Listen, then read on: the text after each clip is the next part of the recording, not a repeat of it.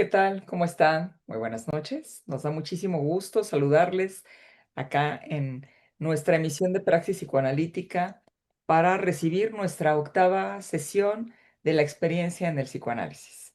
Y para ello, pues tenemos por acá al doctor José Eduardo Tapa, quien pues ha venido desarrollando todas estas sesiones y que a lo largo de este camino pues nos ha venido explicando algunas cosas relativas a su propia experiencia, a la forma del camino, en cómo fue desarrollando pues su trabajo en el psicoanálisis y pues todos los elementos que ha aportado para que el día de hoy pues podamos estar conversando de esta mirada especial, esta mirada, pues no sé si decir especial, diría yo que diferente, diría que de él, y que nos permite la posibilidad también de cuestionarnos respecto de su mirada y la misma que nosotros podamos tener.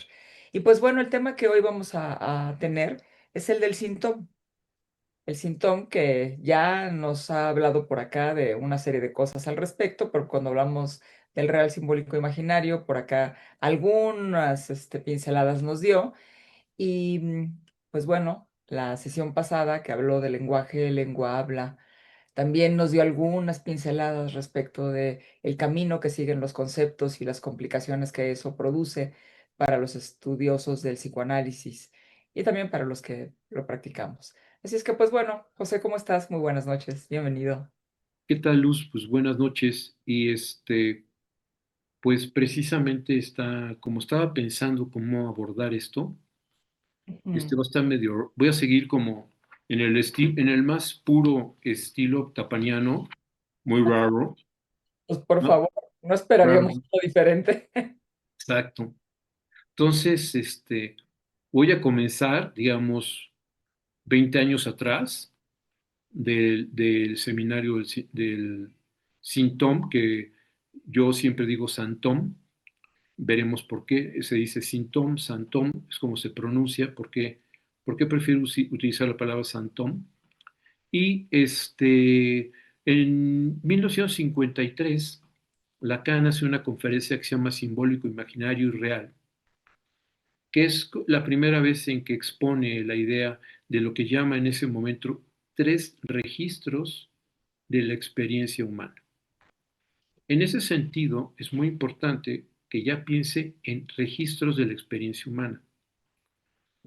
¿Por qué es importante? Porque después los usos que muchos le han dado es como si fueran características ontologizables, es decir, aquello es real, aquello es imaginario, aquello es simbólico. En esa época pone lo imaginario claramente como el señuelo, como la imagen, como la trampa. Esto es muy importante porque también liga ese imaginario al moi, ¿no? A esta idea del yo que se ve especularmente, que dices, ese soy yo. Entonces, el yo imaginario es ese yo que puede ser descrito, el que se describe yo soy así, yo pienso así, el que se puede fotografiar y todo eso. Lo simbólico entonces, para Lacan en este momento, atiende sí a lo simbólico, pero también empieza a explorar la idea del lenguaje, toda la dimensión del lenguaje, y ya ahí desde una perspectiva saussuriana, y de lo real es claramente escurridizo en esa conferencia.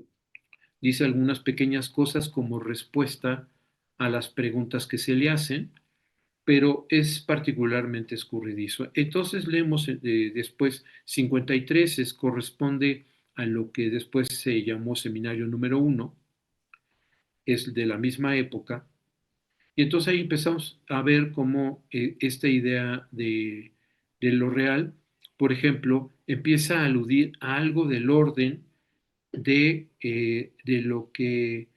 de lo que tiene un sentido de existencia, que debe ser simbolizada para que pueda aparecer, pero de alguna forma preexiste, ¿no? Es algo que está ahí como soporte. Digamos, en términos freudianos, diríamos, tiene que ser cactectizada. ¿Qué se cactectiza? Una realidad, que es una realidad, para decirlo de alguna forma, material, y aquello que resulta de esta operación de la catexis, de esa realidad, aquello que se catectiza se convierte en la realidad psíquica, que estrictamente es la única que de alguna forma de la que puede dar cuenta la experiencia humana, ¿no? No puede ir más allá de su experiencia. Es decir, para ponerlo en otros términos, la condición, ya más kantianos, la posibilidad de dar cuenta de la cosa es imposible, para eso hay que crear un velo sobre la cosa y ese velo lo que transforma a la cosa es en objeto. Entonces sí podemos dar cuenta del objeto, que es a partir del velo, que entonces paradójicamente para advertirlo necesitamos un velo, ¿no? Entonces si develamos nos quedamos con la cosa, entonces sería imposible ser advertida. En este sentido, entonces los registros, cuando ya estamos en el seminario 4, cuando está hablando Juanito, Lacan dice, el papá de Juanito es real. La dimensión real del papá de Juanito es eso que es inaccesible para Juanito. Es decir, si yo hablo de lo real del padre Juanito, no lo hago de lo real desde las categorías de la perspectiva de Lacan.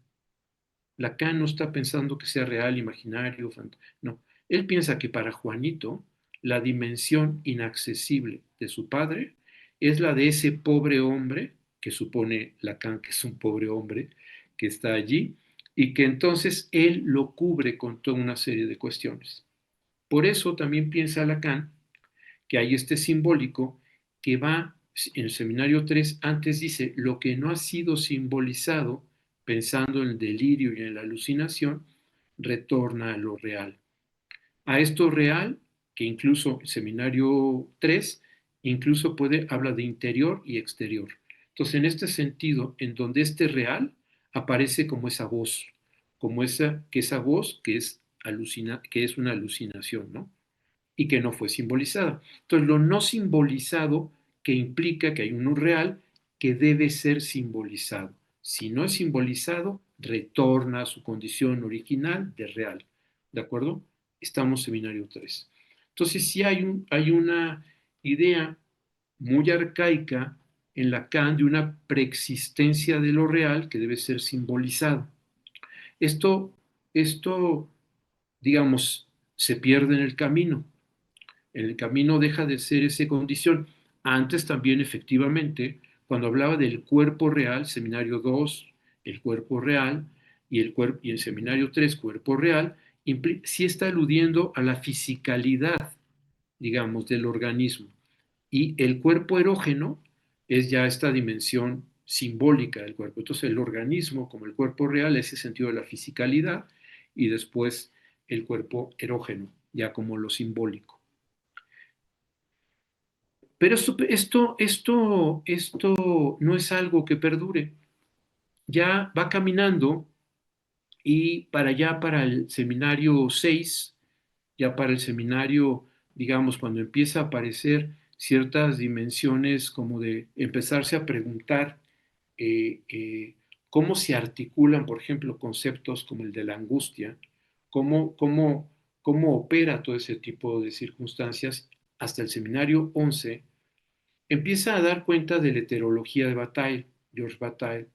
Entonces, ¿qué es lo que propone Bataille? Bataille habla precisamente de la heterología. ¿Qué es eso?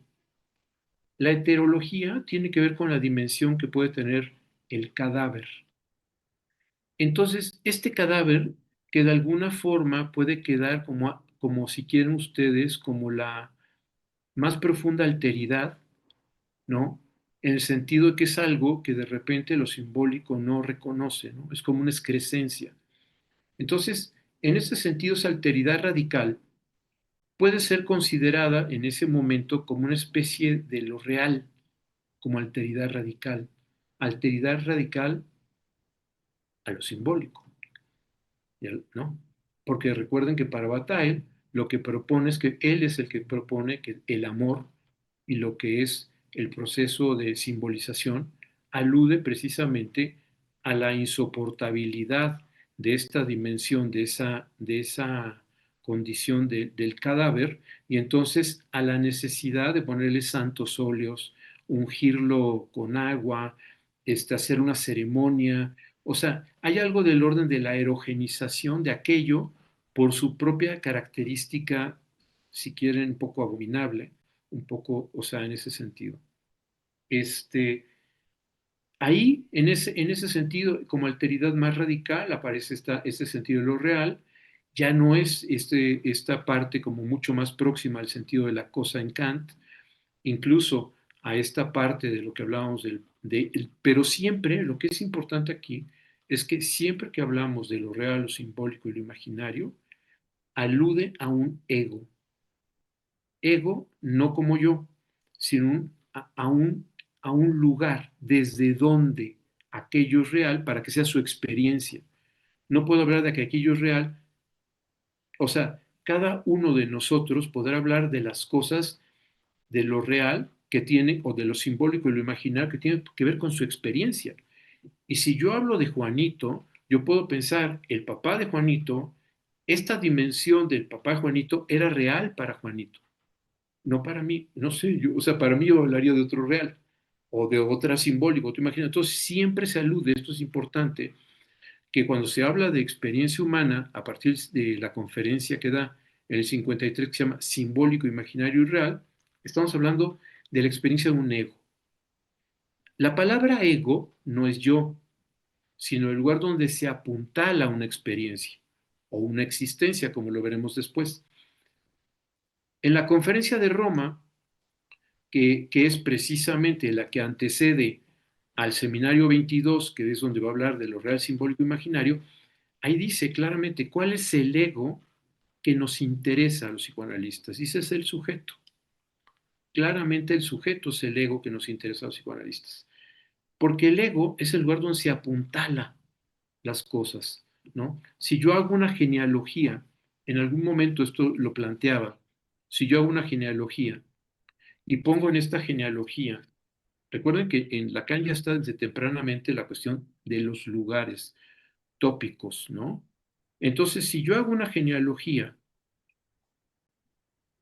en donde pongo en esta genealogía, a ver, ahí está, sí se ve, ¿no? Ahí sí, más o menos. Sí se ve. Sí, ahí sí.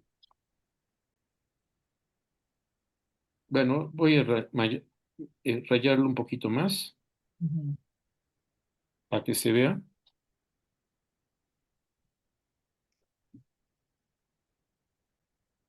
Si yo pongo una genealogía así, por ejemplo, ahí, aquí Ujú. hay, el triángulo significa hombre, mujer, este símbolo significa alianza, de aquí hay una descendencia donde hay un niño y una niña, esta niña está casada con un hombre y tienen un hijo. Si el ego está aquí, por ejemplo, el ego está aquí, a ella yo la llamo hermano, a él lo llamo padre y a él la llamo mamá. Si el ego está aquí, a ella la llamo esposa, a él lo llamo cuñado, a ella la llamo suegra y a él lo llamo suegro. Si el ego está aquí, a él lo llamo papá, a ella la llamo mamá, a él lo llamo tío, a ella la llamo abuela y a él lo llamo abuelo. Entonces el ego lo que hace es situarnos en el lugar. No es que sea una característica del yo, porque siempre se dice ego yo, no. No, el ego simplemente es un lugar desde donde parte una serie de referencias. ¿De acuerdo? Entonces, cuando Lacan, después en el seminario 22, dice el ego corrector, no está diciendo el yo, está diciendo el ego corrector, el lugar en donde se sitúa esa corrección, la necesidad de que haya un nudo, una alianza en donde se sitúe una corrección. Eso es lo que está diciendo. Eso es ego corrector. Y el ego del que está diciendo Lacan en la conferencia de Roma tiene que ver precisamente, y dice, es el sujeto. ¿Cuál es el ego que interesa a los psicoanalistas? El sujeto, dice. Entonces, es el lugar donde se apuntalan las operaciones. Esto es importante porque después empieza ahí las cosas de qué es el ego y todos piensan que es el yo y no tiene que ver con el yo, sino con un lugar en una estructura de relaciones. Entonces, y que claramente, dependiendo de dónde se encuentre el ego, todo el sistema de relaciones cambiará, ¿no? De nomenclaturas, de posiciones, de todo eso cambiará. Entonces, precisamente, pues es importante situar el ego. Y aquí lo que estamos diciendo es que el ego, cuando hablamos de la experiencia de Juanito, el ego es Juanito. Entonces, para el papá, para Juanito, la mamá, para Juanito, entonces lo real, lo simbólico, imaginario, para Juanito, para su experiencia. ¿De acuerdo? Entonces, en ese sentido, sí hay ciertos elementos trascendentales, como diría Kant, ¿de acuerdo? Como este sentido de esto real que es inaccesible, pero eso inaccesible no es necesariamente igual para todos, no para todos es lo mismo inaccesible.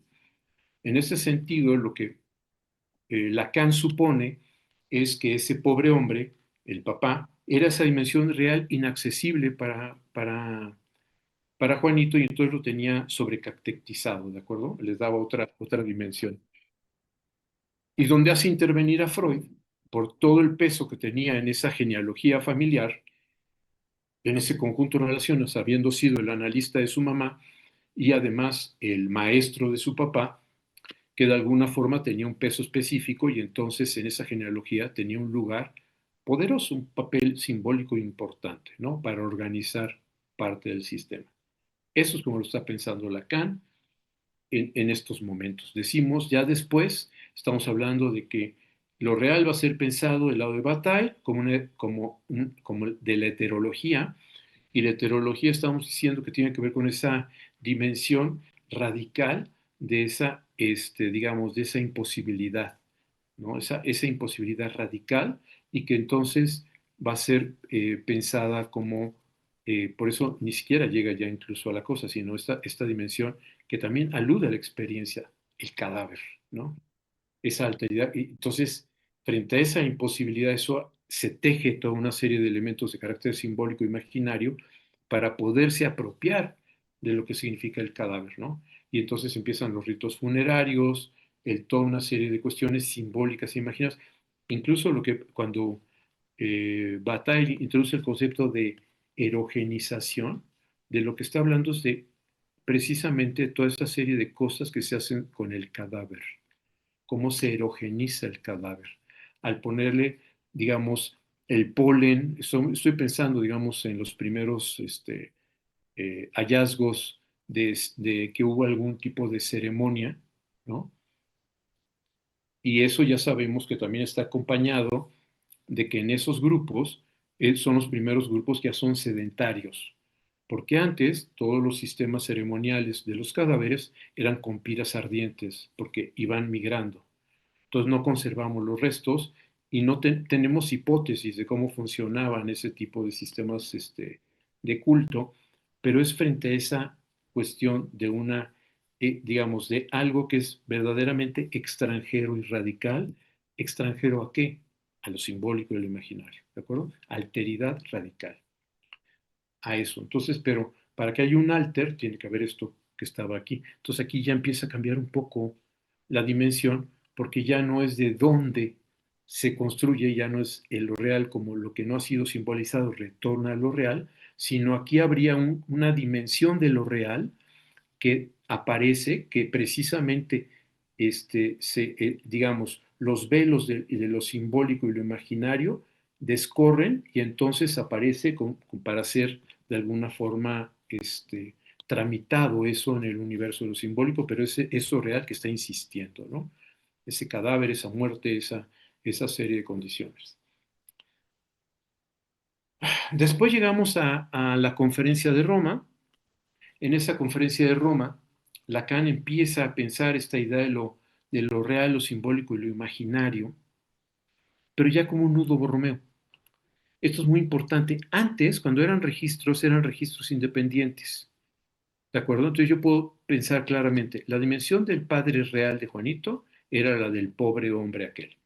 La dimensión imaginaria del padre de Juanito era la de la linda persona que no sé qué, no sé cuánto, no sé qué. Y la dimensión simbólica del padre era, o sea, puedo poner dos puntos. Lo imaginario es esto. Cuando empieza a hablar precisamente de que no son independientes, de que están articulados en lo que él llama el nudo borromeo, Y este nudo Borromeo, como sabemos, es una condición que está totalmente, es una condición que está totalmente, a ver, hay que quitar esta cosa, porque creo que esto del coso este raro, sí sé dónde quitar, desenfocar fondo, ya está, aquí está. Entonces, aparece el nudo Borromeo, lo real, simbólico, imaginario, ya no como entes. Esto es muy importante para toda la crítica que va a hacer del seminario 23. Ya no como entes aislados o separados, sino como cuestiones articuladas, ¿no? O sea, ya lo real, lo simbólico, imaginario, a partir de pensar esto, el nudo Borromeo, ya no puedo pensar en el Padre real, sino en el Padre real y simultáneamente simbólico y simultáneamente imaginario. Y no solo eso, sino además entre los entrecruces, es decir, si lo pensamos así como lo estoy poniendo, como lo hace Lacan también, en donde es muy importante que lo pensemos, lo que hace Lacan no es una alianza borromeica, no la trabaja como una alianza borromeica, sino como teoría de conjuntos, en donde está poniendo intersecciones, porque aquí, acá, acá y acá y acá, pone aquí una serie de cuestiones, ¿de acuerdo? O sea, va poniéndole en las intersecciones, va poniendo una serie de cosas. Aquí lo tengo para ustedes, así para que entonces, lo que me parece importante es que es exactamente esto, o sea, lo pone precisamente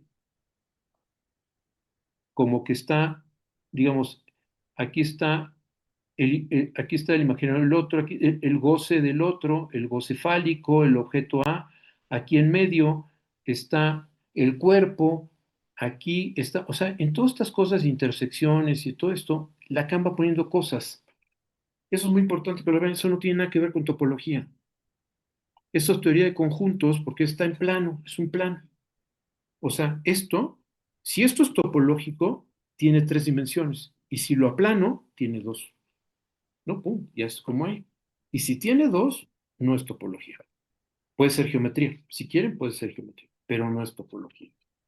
Entonces, aquí podemos ver que entonces en realidad lo que él llama nudo de Borromeo aplastado es en realidad teoría de conjuntos, en donde entonces propone que el cuerpo está en la intersección entre lo simbólico y lo imaginario.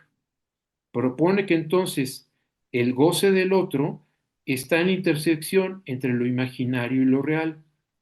El goce fálico está en la intersección de lo real y lo simbólico. Pero entonces pensémoslo como teoría de conjuntos. Es teoría de conjuntos. Entonces, lo que, digamos, como es importante que nos dejemos de dar vueltas. O sea, la condición necesaria para que haya topología y empecemos a salir es que haya una cuestión que se llama la dimensión donde está sumergido. Si esto, aquí no hay una sola esfera, son círculos. En la tercera dimensión lo que se tiene son esferas, ¿de acuerdo?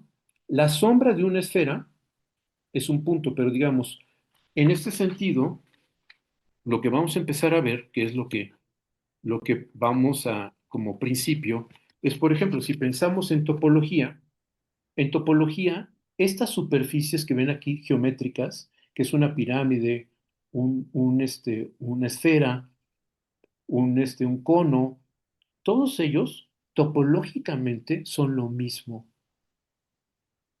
Las relaciones, para ponerlo a la cosa, la forma en que se presentan no determinan lo que son. Es decir, aquí sí estamos pensando en una serie de los criterios topológicos.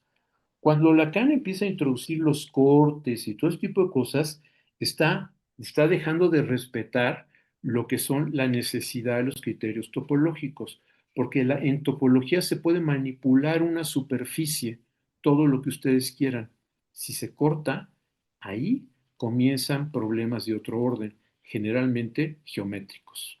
¿De acuerdo? Porque la topología es una esfera, si yo la plano, hago un cubo, si la plano así y la hago así, se convierte como si fuera una masa, o sea, como en una pirámide, y eso lo puede ir transformando. Esa serie se llama series de transformaciones que son a partir de este principio topológico. O sea, no son cosas distintas. En ese sentido, por ejemplo, si empezamos a meternos en esa cuestión, en topología, esto es una banda de Moebius. ¿Qué es una banda de Moebius? Una banda de Moebius, simple y sencillamente, lo que estamos diciendo es que si aquí estoy en el exterior y sigo la banda de Moebius en el exterior, la banda de Moebius inmediatamente, miren, me va llevando al interior mismo de lo que es la banda de Moebius. Ya estoy aquí en lo interior, ya estoy aquí en lo interior, aquí estoy en lo interior. Y si sigo lo exterior, ¿por qué es importante eso? Eso nos ayuda a entender por qué Lacan piensa que no hay prelenguaje, metalenguaje, no hay lenguaje latente, lenguaje manifiesto, sino porque todo lenguaje es lenguaje. Entonces hay parte que ese lenguaje es manifiesto, pero después será latente. O sea, dependiendo de una serie de circunstancias, no es una condición de dos lenguajes, sino no hay dos lenguajes, es uno solo. De ahí que no podemos pensar en una lengua manifiesta y otra latente. Es la misma. La estamos interpretando y estamos haciendo una serie de cuestiones. Entonces, eso es importante para empezar a pensar topológicamente. Ahora, en topología se empieza a construir la idea de las dimensiones. ¿Qué es una dimensión? Una dimensión, dos dimensiones, tres dimensiones, cuatro dimensiones, cinco dimensiones. En, si yo pongo, digamos, eh, una esfera, tiene tres dimensiones. Pero si proyecto su sombra, lo que tengo en la sombra pierde una dimensión. Tengo un círculo. Ujú, Ese círculo es precisamente lo que hacen las sombras desde el punto de vista topológico, es ir perdiendo dimensiones. ¿De ujú, acuerdo? Entonces, por ejemplo, para que vean lo interesante de pensar el tema de la sombra, qué es el nudo? ¿Qué es perdón, ay, banda de Moebius? ¿Qué es? Es la sombra. Entonces, si esto es, para que esto sea la sombra, porque esto está en tres dimensiones. ujú, Entonces, tiene que ser la sombra de algo que está en cuatro dimensiones. ¿De acuerdo? ¿De qué es la sombra? Es la sombra de la botella de Klein. ¿De acuerdo? La botella de Klein está en cuatro dimensiones. Esto que ven aquí no es la botella de Klein, es una representación chafa en tres dimensiones de lo que debería ocurrir en cuatro dimensiones, pero que no puede ser representada en tres dimensiones porque precisamente su condición es la de ser en cuatro dimensiones. ¿De acuerdo? Es como si yo estoy platicando con ustedes con un círculo y les digo, es que tenemos que pensar que el círculo tiene una dimensión arriba y esa dimensión arriba es una esfera, pero no somos capaces de representarla porque nuestras dimensiones son de dos dimensiones. Entonces, sí, pues sí, o sea, la imagino. Eso es muy importante para el seminario 26, lo que puedo imaginar, ¿no? Entonces, lo que estamos aquí pensando es que la botella de Klein está haciendo entonces, ¿qué es la botella de Klein? La idea de una botella de Klein, por eso no puede ser representada en tres dimensiones, es una botella en donde si yo echara en la boca de la botella un líquido, ese líquido jamás saldría de la botella, se estaría escurriendo por dentro de la botella y volvería a salir y volvería a estar dentro de la botella y volvería a salir. Claramente, esa cuarta dimensión prescinde del concepto de gravedad. O sea, son dimensiones que solo podemos representar nosotros con nuestra gravedad, que es de tres dimensiones. ¿De acuerdo? En la cuarta dimensión son conceptos de carácter matemático. Y en ese espacio topológico no existe más que ese tipo de posibilidades de representar las cosas, más que a partir de una serie de algoritmos. unas ecuaciones enormes. Jamás hay imágenes. Cualquier clase de imagen que se produzca es una representación en tres dimensiones. O sea, no es la botella de Klein. Pero podemos aproximarnos a entender la botella de Klein a partir de que pierda una dimensión. Y entonces con la banda de Moebius puedo empezar a trabajar lo que es la, la botella de Klein. Esto estamos hablando de principios topológicos. Entonces, vuelvo a repetirles, esto así sí es topología. Incluso, fíjense qué interesante, cuando Lacan empieza a decir, bueno, perdón, pero cuando estoy hablando realmente de un nudo Borromeo, lo que nos interesa son precisamente las trenzas, es decir, los lugares en donde pasa por arriba o por abajo de alguna de las en este momento ya no son representación, digo, ya no son ay, hasta lo apunté, porque siempre cuando registros, ya no son registros, ¿no? Les empieza a llamar a partir del seminario 22, lo voy a consistencias.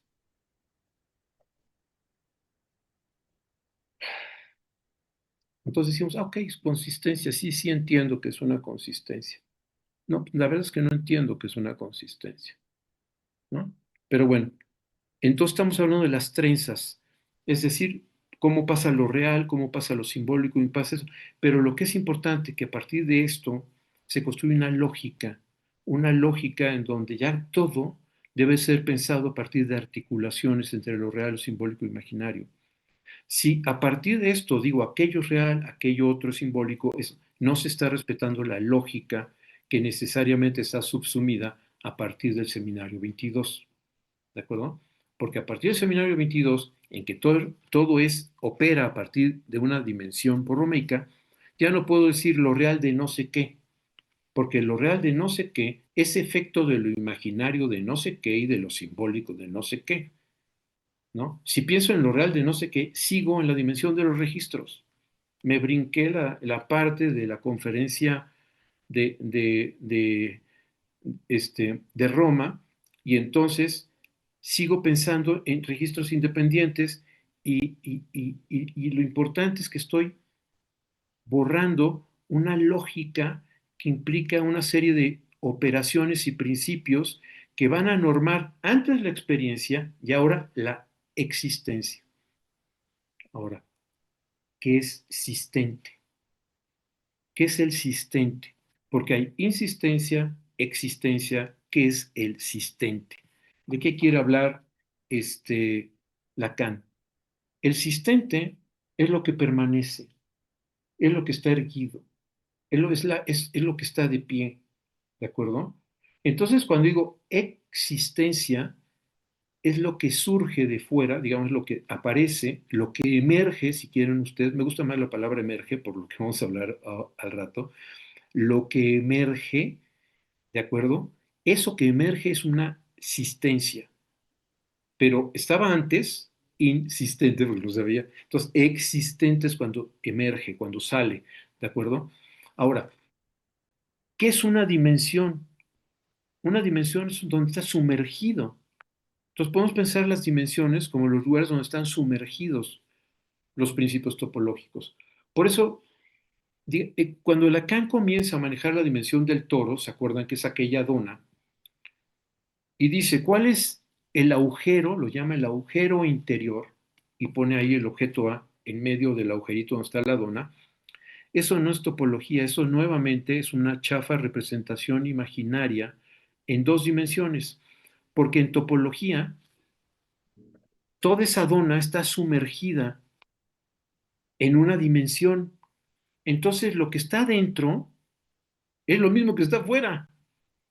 O sea, es como si yo echo, digamos, vamos a ponerlo así porque de caucho flotaría, pero hagan de cuenta, una especie de llanta de plomo, pero totalmente dentro está vacía, y la aviento a una alberca y digo, el agujero interior no es el que está, no es el que está, o sea, no es el que está dentro del, pero así lo llama Lacan. Está comenzando, o sea, no es que está comenzando. Entonces el tema de nosotros es que no sigan repitiendo las cosas porque Lacan está comenzando, entonces nosotros digamos, sí, es el agujero interior. No, eso no es un agujero interior. Porque si lo pensamos topológicamente, cuando pone que aquí está el objeto A y esto está sumergido, claramente el objeto A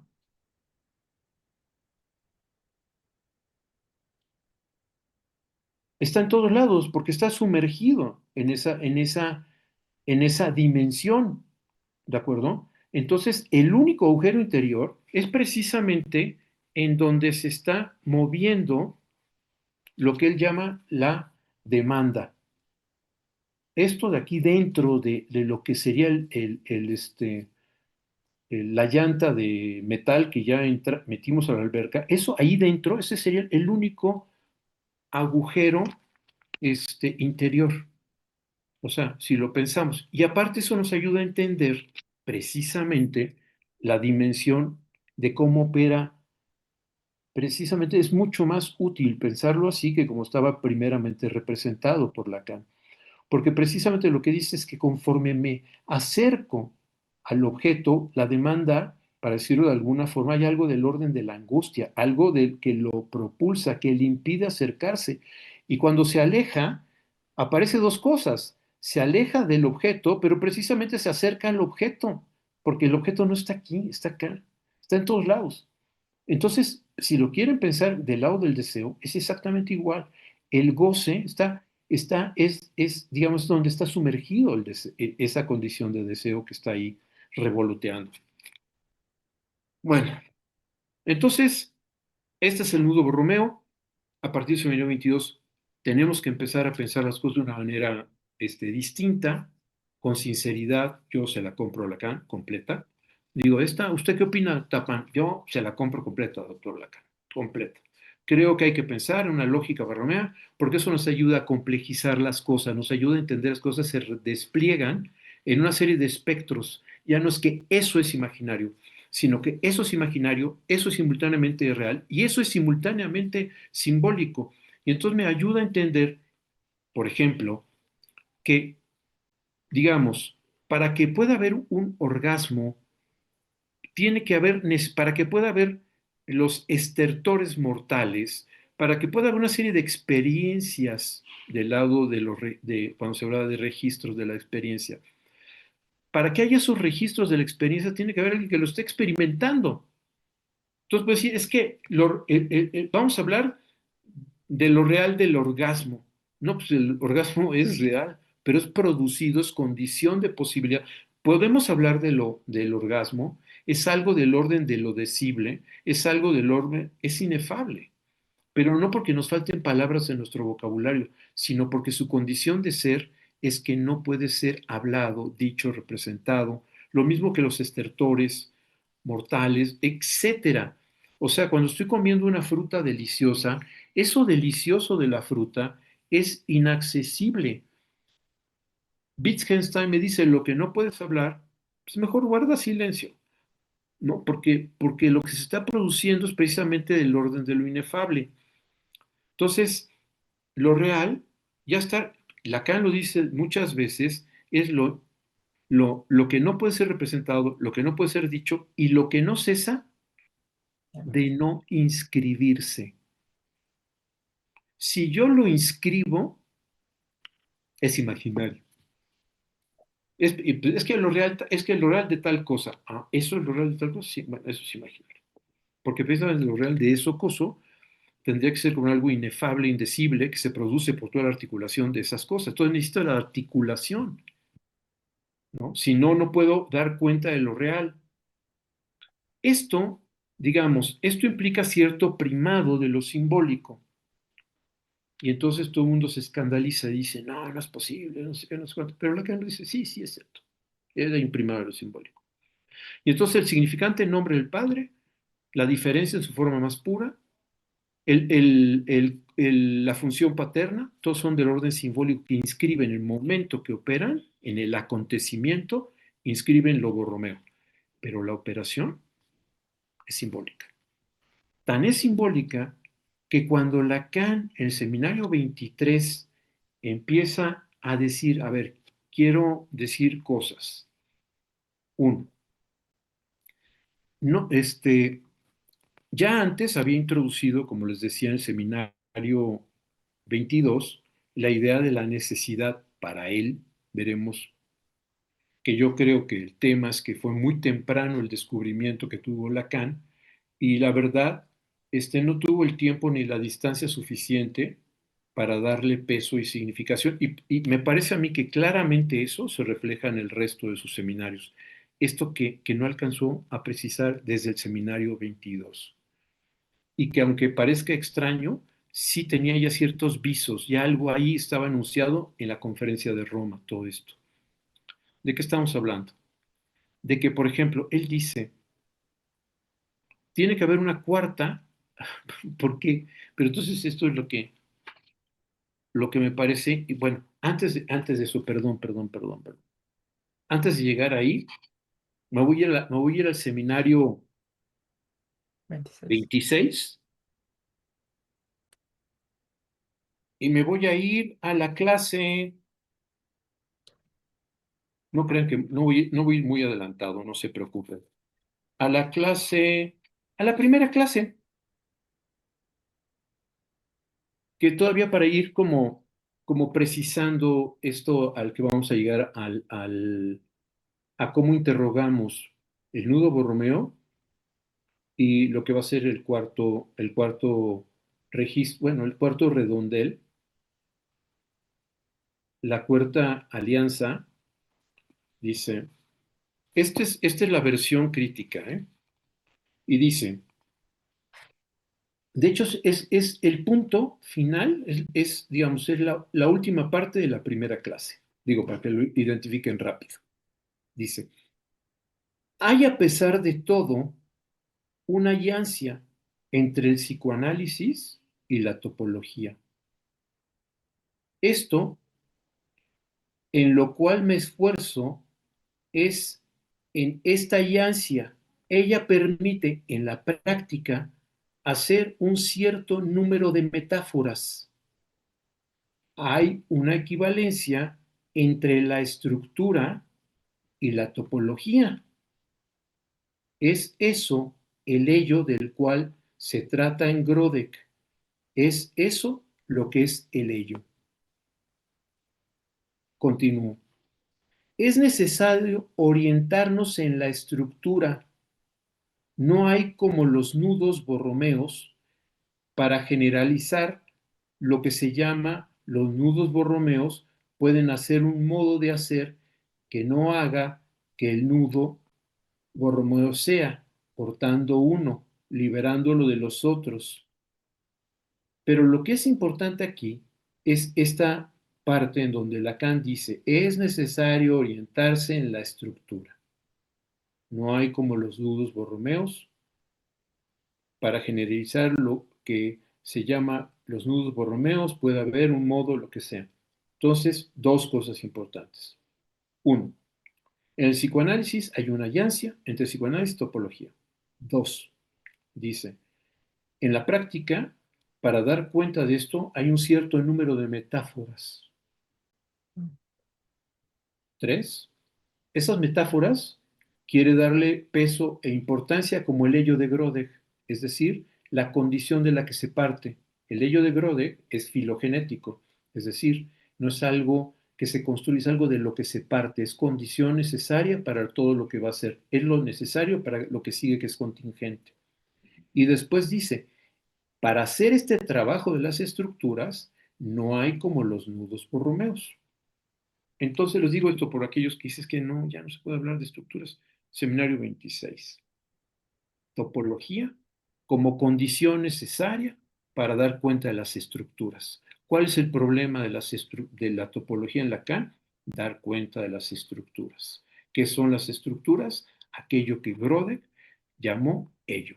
¿Qué es el ello? La condición de la que se parte para que haya toda la construcción en Freud psíquica y en nosotros como condición necesaria para todo lo que sí, lo contingente. ¿De acuerdo? Entonces, regreso, les digo, esto era importante porque después se dicen cosas y yo no me quiero meter en eso. Entonces, llegamos al seminario 23 y ahí Lacan nos dice, a ver, señores, yo ya no quiero llamarlos registros, ya no, sino los voy a llamar consistencias. Ya dije la idea de la asistencia, de eso que de alguna forma emerge, aparece, esa, ese existente que es, digamos, a partir de su emergencia, ¿de acuerdo? De que emerge existencia, ¿de acuerdo? Entonces, y dice, consistencias de una existencia. Es decir, ¿qué es lo que le da consistencia a una existencia? ¿Qué es lo que le da consistencia? ¿Qué es lo que le permite ser? ¿De acuerdo? Y entonces aquí vemos que precisamente lo que está diciendo Lacan es que precisamente como nudo Borromeo, la articulación de cada una de estas consistencias genera la emergencia de una existencia. ¿De acuerdo? Entonces, el existente es real, simbólico, imaginario. ¿Sí? Y cada una de estas ya no son, ya todas estas cuestiones son consistencias que se están articulando. En algún momento en el seminario 26 también nos muestra que en realidad todo esto es una serie, como dijo, de metáforas, porque no se puede unir lo simbólico y lo imaginario y lo real, no se puede. Son cosas totalmente disímiles, no tiene nada, es un juego que estamos haciendo. También yo quiero jugar y quiero tener una serie de herramientas para poder tener cuenta cómo opera una existencia en este momento. Entonces Lacan dice, mira, entonces yo te propongo que lo pensemos a partir del nudo Borromeo, ¿no?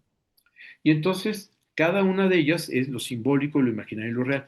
Cambian algunos de los matices de lo que es lo simbólico, lo imaginario y lo real, ¿de acuerdo? Pero lo que sí es importante es que mantienen, digamos, esa necesidad de articulación. No hay uno sin el otro.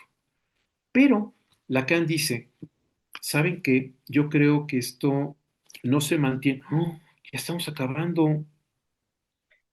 El tiempo, porque Sí, sí, sí, sí, sí, sí, sí. Emanuel, ¿puedes poner la imagen? Bueno, qué horror. ¿Se ve mi cursor?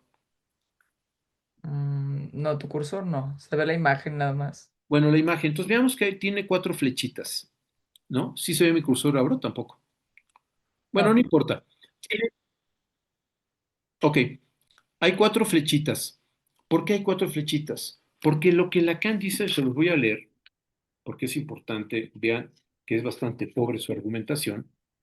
Dice, dice, subrayo entonces, es necesario que sean cuatro, es que solo el cuarto término introduce la disimetría y con ella la disimetría entre los registros. Es decir, lo que a Lacan no le gusta es que pasen tres veces uno con el otro. Entonces, mete el nudo borrón, esa alianza, ese cuarto nudo, para romperla diciendo, hay uno que tiene más peso porque tiene más interacciones, y ese es el simbólico. Entonces, el imaginario pasa por el cuarto alianza dos veces. Lo real pasa por la alianza, por la cuarta alianza dos veces. Y lo simbólico pasa por este cuarto cuatro veces. Eso es lo que está tratando de utilizar Lacan, decir, tiene que haber una primacía de este registro de lo simbólico en la operación de este cuarto alianza. Sin embargo, pues ya no me va a dar tiempo creo que va a tener un to be continued, un sintón para la siguiente, pero para cerrar esta cosa y abrir lo siguiente ya será con más detenimiento. El problema es, si yo ya estoy de acuerdo en que hay tres registros, real, simbólico, imaginario y real, si veo que hay tres consistencias, real, simbólico, imaginaria, cuando yo agrego otro alianza, otra cosa que es importante, no hay nudos aquí. Le llaman nudos, pero no son nudos, son cadenas. Entonces, si yo busco otro eslabón a la cadena, mi pregunta es, ¿cuál es mi criterio para que pueda eslabonar consistencias? O sea, a mí se me antoja que, pues, para decirlo, el ego corrector es una consistencia, la realidad psíquica freudiana es una consistencia, el síntoma es una consistencia, porque si a mí me apresuran, la realidad psíquica freudiana no es una consistencia, porque la realidad psíquica freudiana se constituye por lo real, lo simbólico y lo imaginario.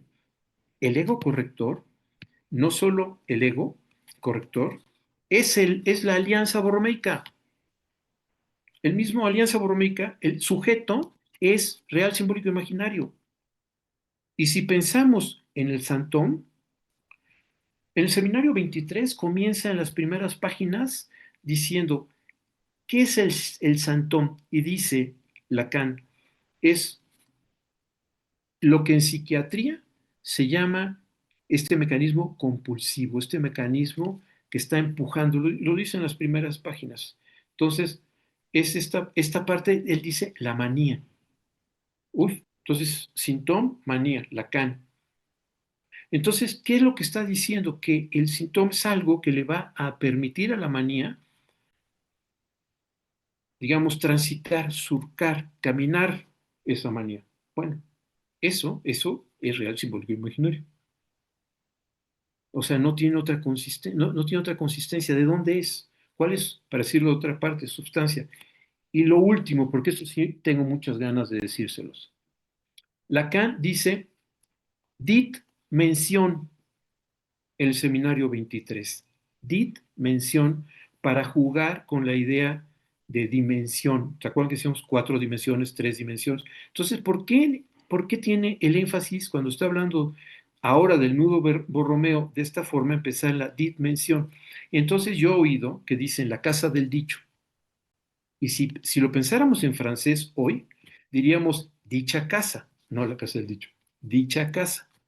Pero si lo pensamos en qué está diciendo Lacan, Lacan está metiéndose a la mención, o sea, a la mansión, o sea, eh, eh, como la maison, como la casa, la maison, ¿saben qué era la maison? Así se llama, la maison de Molière. ¿Qué era la maison de Molière? Lo que después se convirtió en el Palais Royal, en donde se hacía el teatro de Molière. La mansión de la Comédie. ¿Qué significa eso? Se refiere al Théâtre François, François, que es uno de los teatros antiguos y más prestigiosos. Después, ¿qué es la mención, la mansión? ¿Qué es? Es el teatro medieval, renacentista, que se refiere a un escenario o plataforma. Esto se encuentra en diccionarios, digamos, que tengan de alguna forma toda la parte de la filología, las palabras. Si ustedes buscan el Larousse de hoy, no dice esto. Entonces tienen que ir a otro tipo de diccionarios. Entonces, el Petit Larousse no van a encontrar esto. Entonces, escenario o plataforma fija que representaba un lugar o digamos, este tipo de mansión, ¿sí? Y entonces era utilizada para crear el entorno visual y narrativo para la representación de la obra. En este contexto, todas este, digamos, las mansiones, o sea, toda esta parte de mansión, o sea, era parte del sistema de escenografía llamado simultáneo, donde varias mansiones, maison, se colocaban en el escenario para representar diferentes lugares en la historia. Entonces habría diferentes maisons en donde se representaban las diferentes cuestas. Entonces, qué interesante. Lo que Lacan está diciendo con esta idea es que en realidad su dimensión es este escenario en donde están todos los recursos para la representación de las cosas. Estamos sumergidos en estos foros, en estas condiciones para la posibilidad de la actuación de lo que vamos a hacer. Estamos sumergidos en estas condiciones. Entonces, pues continuaremos de esto la siguiente vez, pero quería terminar con esto porque después vamos a empezar a problematizar todo esto, porque todo esto queda como como fácil, ah, sí, claro, y no. Perdón, Luz. Perdón. No, pues, no, yo encantada, podría seguirte aquí escuchando. Ayer algunos de los que nos acompañan en redes tal vez nos acompañaron en una presentación de los libros de José que se hizo en una librería de aquí de la Ciudad de México, para los que vieron por ahí nuestro mensaje. Y yo decía en esa presentación, yo hablaba de la generosidad de José. Esta es prueba de eso que yo estaba diciendo ayer. Porque esta posibilidad de que tú puedas escribir ese camino de lo real, de decir, de poder mostrarnos esa forma en la que Lacan, digamos que fue caminando cosas, el decirlo fue caminando y mostrarnos la complejidad de lo que caminó, porque tampoco se trata de tacharlo así porque sí. O sea, finalmente es esta manera, esta necesidad de él de tener que ir abrevando de otra serie de cosas, como la topología, aunque se tropezara, porque claramente no es sencillo.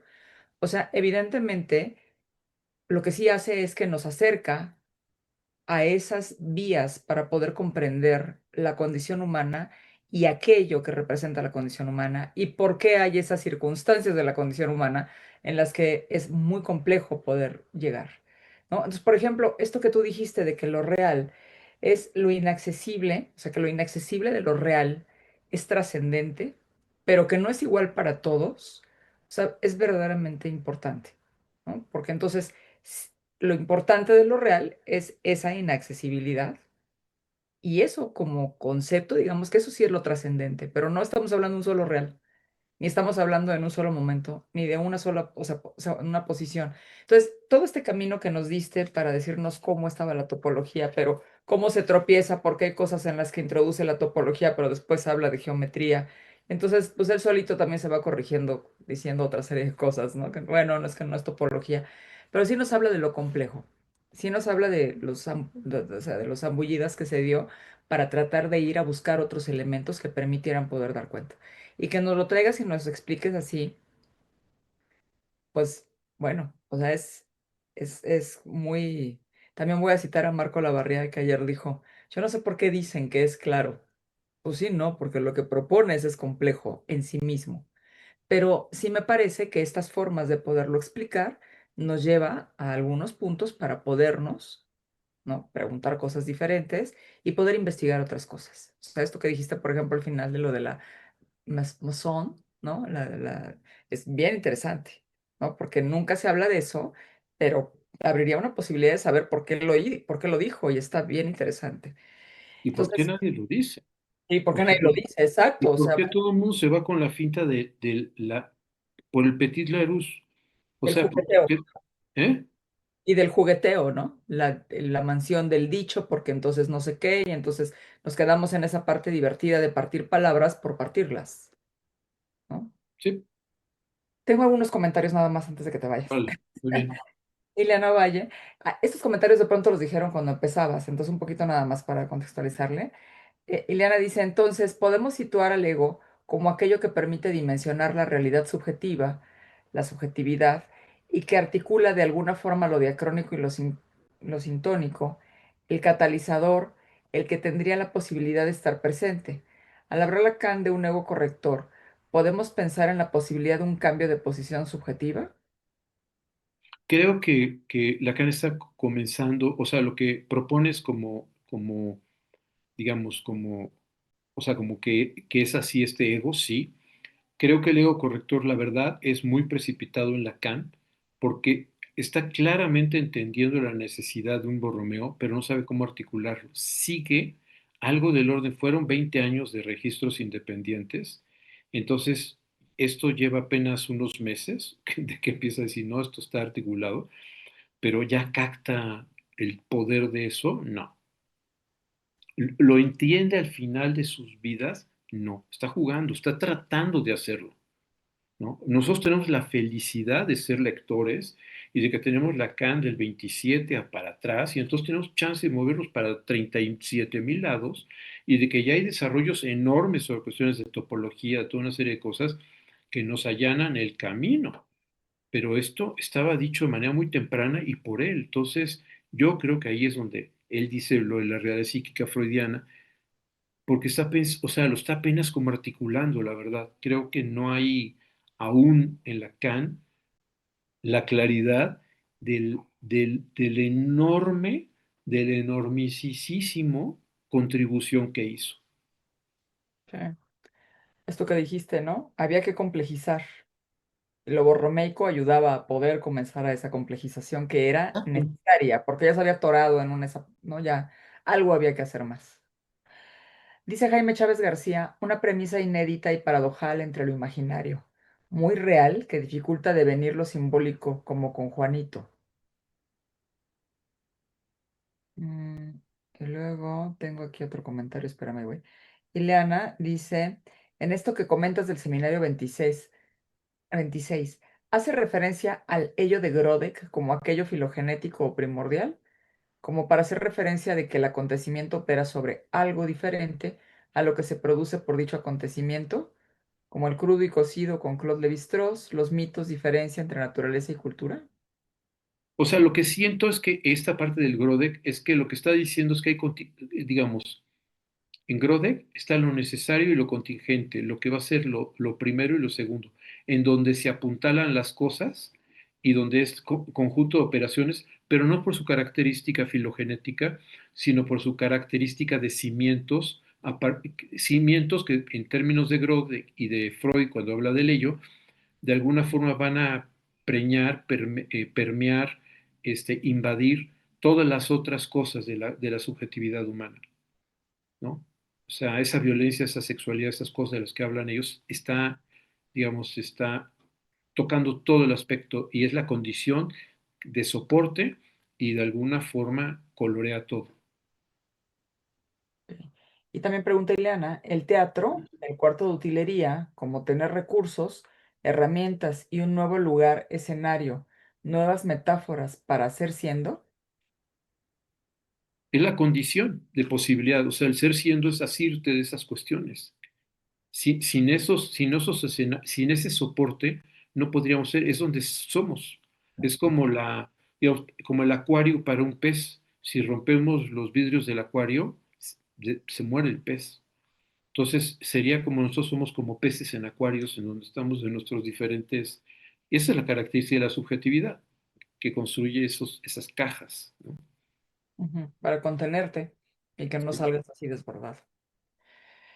Bueno, pues qué interesante. Muchísimas gracias. Claro que continuará. Tenemos una segunda parte de Santón. Y pues bueno, ya los estaremos convocando por nuestras redes a la que sigue. José, muchísimas gracias.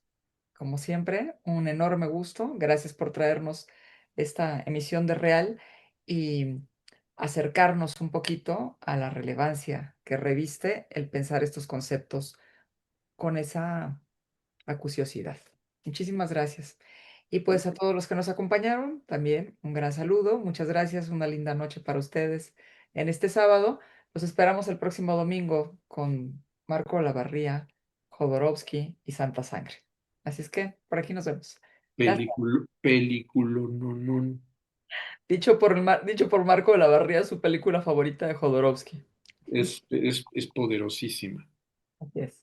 Pues bueno, muchos saludos. Que estén muy Hasta bien. luego. Bye.